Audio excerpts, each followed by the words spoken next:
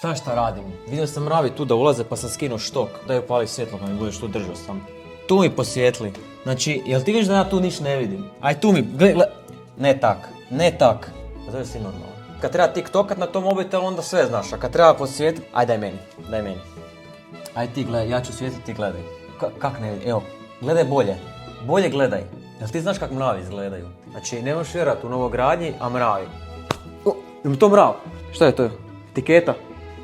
Ma ima ih tu 100%.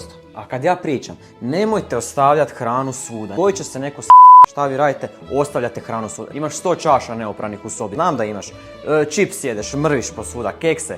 Sve to, ti i tvoja sestra isti ste. I onda kad se dogodi neko onda šta? Onda sam svi gledaju. A kad tata priča, nemojte, onda je tata je ovakav, tata je onakav. Ček, pitat ću ja susjeda, a imamo mi. A on mora imati jedan kroz jedan. Alo, susjed, idemo do njega.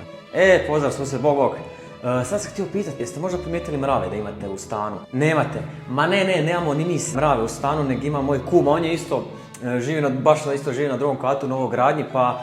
Ma laže sigurno ima. Čovjek ode na godišnji. Drugi dan godišnjeg, odmah neko Pa mi ćemo napraviti koktel, mi ćemo te mrave ubiti, čekaj, jabučni ocat i sol. Gdje ti mama drži sol? Kak ne znaš? Jel ti tu isto živiš? Kad treba nešto pospremat, onda ne znaš. Kad treba ići van i uzeti novce, onda znaš. Jesi na praznicima. Evo, ali možeš to pospremiti onda. Pa ajde, i ti živiš u toj kući. Neku vražju mater možeš napraviti. 1, 2. Pala mi sad jedna ideja na pamet. Čekaj. Ako to neće biti dovoljno, onda ćeš se ti snalaziti. Šta sve čovjek mora raditi? Spremimo i sol.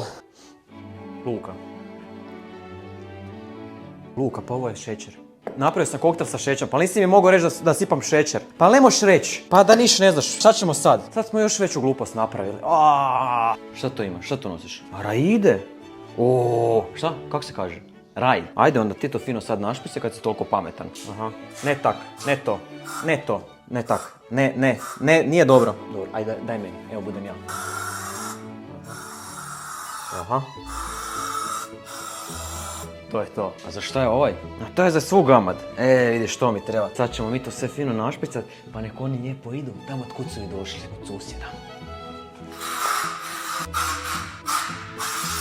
Čekaj, šta je ovaj tu? To je i za žohare i za mrave. To bi ja fino trebao uzeti na posao da malo šefa našpricam.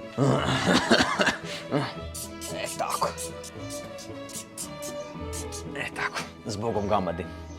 I hoću čut hvala za ovo? Ne.